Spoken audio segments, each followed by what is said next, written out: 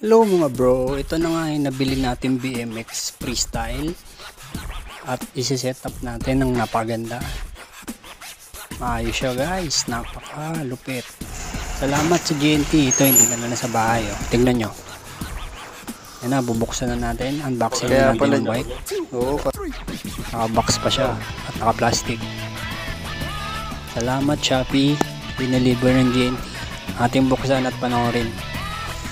I-unboxing na po ni Jack Attack. Unboxing na si Jack Attack ng kanyang BMX para mabuo ng Tiratay Bikers.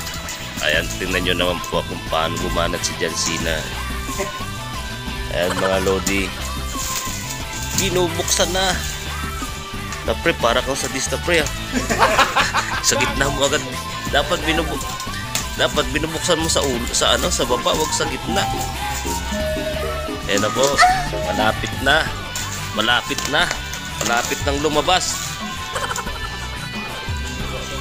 Wala awat ha. Ayan po yung in-order ni John Cena sa may in-order yan dyan?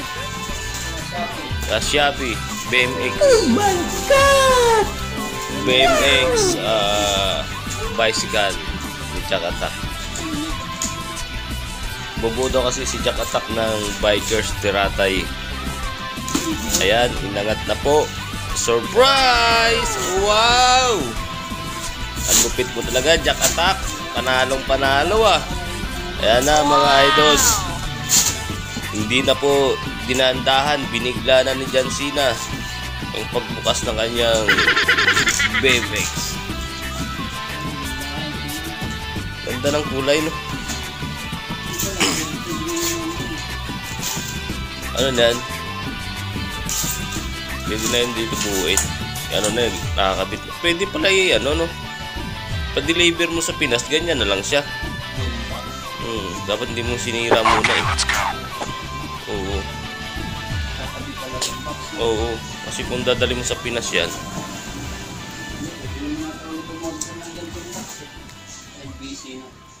Diba? Ganyan kalaki nga. Oh, pwede.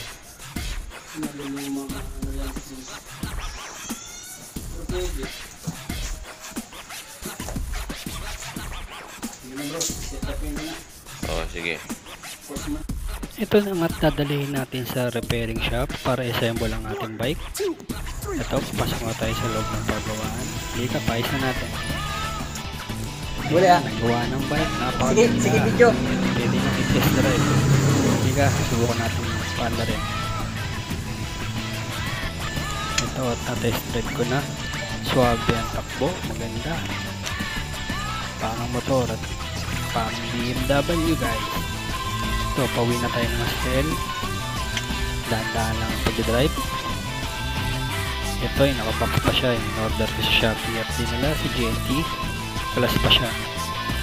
Yan ay nagawa na sa assemble ng bike. Ginawa ni Kuya. Black and gray siya guys. Salamat sa panonood guys. Salamat sa inyong suporta. At please subscribe. Thank you.